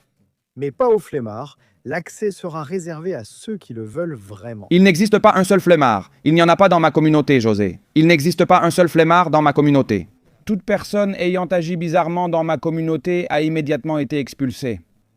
Parce que je veux des personnes qui sont engagées dans leur propre changement, engagées aussi socialement, avec une société prospère et tournée vers l'avenir. J'aime que tu dises ça, car nous n'acceptons en formation que ceux qui ont un objectif. En fait, on ne veut même pas de leur argent. Une dernière question, car je suis curieux quand tu dis que vous ne voulez pas leur argent. Si quelqu'un paie ta formation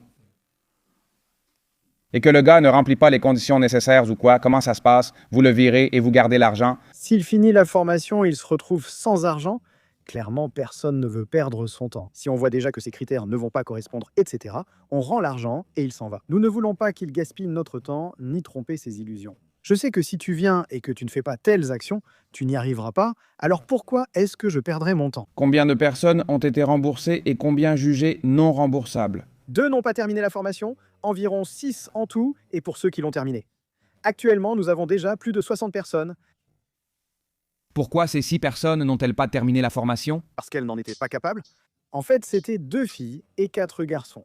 En fait, les garçons n'ont pas été capables au moment d'aborder la partie sur la masculinité. Avec ça, je te dis tout parce qu'ils n'étaient absolument pas d'accord. C'est pourquoi on leur disait dès la formation, ici, il ne s'agit pas d'être d'accord. Ce n'est pas de la science, c'est de la biologie. Tu comprends ou pas. Donc tu ne comprends pas. Au revoir, C'était des progressistes, voilà, et au revoir, c'était des alliés assez... progressistes alliés. Ils étaient alliés. Le reste, je te dis, on en a une 60aine qui sont restés là. Ils sont brutaux et les filles se... Sont lancés dans le domaine de la féminité, n'est-ce pas? Oui, mais surtout les garçons, même si ça te paraît incroyable, je crois qu'on a des garçons très faibles aujourd'hui, très faibles, vraiment très très faibles. C'est incroyable, mec. Et je le crois vraiment sincèrement. On a des jeunes vraiment excellents, mais on a aussi un grand nombre de personnes. Le problème n'est pas le volume, la qualité est spectaculaire, mais ce n'est pas lié au volume. Il n'y a pas de volume. Il faut agir sur le volume. Et que de plus en plus d'hommes prennent les rênes de leur vie, que de plus en plus d'hommes décident de se lever chaque matin en pensant « je mérite le meilleur et je ne le mérite pas par hasard. Je vais y arriver grâce à mes actions, c'est ce qu'il faut. » Ça fait du bien, mec. Et je te dis que si on influence le nombre d'hommes et de femmes qui veulent, par exemple, le sujet des femmes, renoncer au féminisme, à la masculinité toxique, à l'idée que tous les hommes sont des violeurs, au fond, vous voulez juste un homme protecteur à vos côtés.